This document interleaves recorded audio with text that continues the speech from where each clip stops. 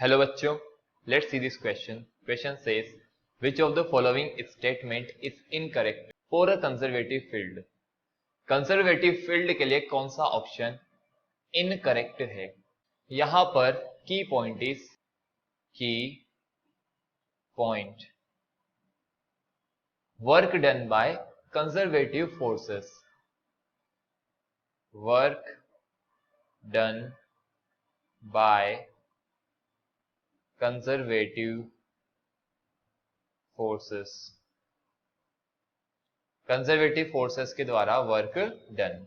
As we know that work done by conservative forces is negative of change in potential energy. Conservative forces के examples gravity, gravitational force conservative force है. Electrostatic force, spring force, these are examples of conservative forces, right? तो ये आपका कोई block है, इस block का मास m. Let's say यह आपका ग्राउंड लेवल है, ग्राउंड लेवल, और इस ग्राउंड लेवल को आप रेफरेंस मान लीजिए. अब इस ग्राउंड लेवल पे यह मास m रखा हुआ है, इस मास का वेट mg नीचे की तरफ. अब इस मास को उठाकर h हाइट पर ले जाया जाता है. अब इस मास को उठाकर h हाइट पर ले जाया जाता है और इसका वेट mg, और वापस से इसको h हाइट से नीचे वापस ग्राउंड लेवल पर लेकर आते हैं. Work done by gravity is F S cos theta. जब इसको आप ऊपर ले जाते हैं अब, तो वर्क डन जब आप इसको ऊपर ले जा रहे हैं इस mgh cos 180 डिग्री. तो वर्क डन इस ब्लॉक को जब आप ऊपर लेके जा रहे हैं इस माइनस mgh 180 डिग्री. क्यों? क्योंकि आप इसको ऊपर ले जा रहे हैं, h अपवर्ड से और mg नीचे की तरफ लग रहा है, तो वर्क डन ऊपर ले जाने में इस माइनस mgh. अब यह ब्लॉक h हाइट पर पहुंच गया. इस h हाइट पर इसका वेट नीचे की तरफ mg, h हाइट से नीचे इसको लाया जाता है.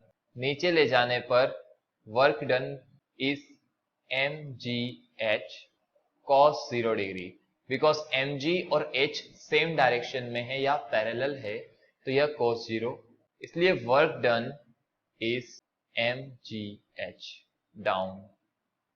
ऊपर ले जाने का वर्क डन माइनस mgh और नीचे लाने पर वर्क डन प्लस mgh. तो ये आपका मास नीचे से ऊपर गया, ऊपर से नीचे आ गया, वापस से उसी पोजीशन पर पहुंच चुका है. तो टोटल वर्क डन ऊपर ले जाने में वर्क डन प्लस नीचे लाने में वर्क डन इस माइनस mgh प्लस mgh. तो यह आ गया 0. ऐसा क्यों? क्योंकि यह ग्रेविटेशनल फोर्स है और ग्रेविटेशनल फोर्स कंजर्वेटिव फोर्स होता है जिसका वर्क डन इनिशियल और फाइनल पोजीशन पे डिपेंड करता है. Work done by conservative forces depends on initial and final position.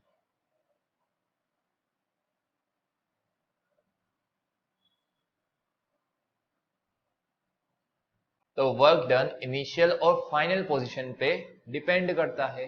It means for conservative forces work done in a closed loop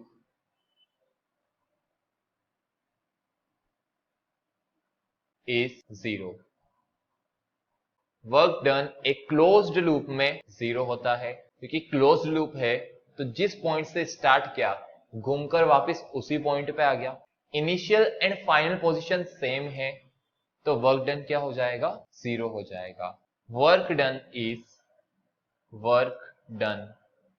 is independent of path. Work done path पर depend नहीं करता। Gravitational force की वजह से work done is mgh। Gravitational force की वजह से h height पर डिपेंड करता है, वह पाथ पे डिपेंड नहीं करता। अगर आपको किसी पार्टिकल को यहां से यहां ले जाना है तो आप इसको ऐसे ले जाएं सीधा, या फिर घुमाकर ले जाएं, बट वर्क डन तो mgh ही रहेगा। हाइट तो सेम है, तो हाइट सेम है तो वर्क डन सेम रहेगा। कंजर्वेटिव फोर्सेस की वजह से वर्क डन पाथ पर डिपेंड नहीं करता, वो इनिशियल एंड फाइनल पोजीशन पे डिपेंड करता है। अब ऑप्शंस को देखें, सेकंड ऑप्शंस को देखें। सेकंड ऑप्शन कहता है work done depends on path. Conservative force में पाथ पर डिपेंड नहीं करता, तो सेकंड ऑप्शन गलत हो गया। जैसा हमने देखा वर्क डन पाथ पर डिपेंड नहीं करता, तो ऑप्शन नंबर सेकंड कह रहा है कि work done depends on path but not on initial and final position. तो ऑप्शन नंबर सेकंड हो गया गलत। वो पूछ रहा है इनकरेक्ट कौन सा है, तो ये तो इनकरेक्ट है, नंबर सेकंड इनकरेक्ट है, तो ये आंसर सेकंड है। बाकी ऑप्शंस को देखिए। First option work done in going from initial to final position is equal to change in kinetic energy. अगर आप एक इनिशियल पोजीशन से फाइनल पोजीशन में जा रहे हैं तो वर्क डन क्या होता है? As we know that work energy theorem is work done by all forces. सभी फोर्सेस की वजह से work done is change in kinetic energy. This is work energy theorem. All forces कौन कौन से force? Work done by agent. Agent मतलब external आपने कोई वर्क किया है, plus work done by conservative forces, plus work done by non conservative forces is equal change in kinetic energy if only conservative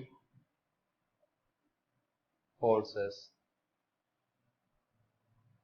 अगर particle पर सिर्फ conservative forces work कर रहे हैं तो work done by conservative forces is change in kinetic energy, क्योंकि agent और non conservative का वर्क डन जीरो हो जाएगा।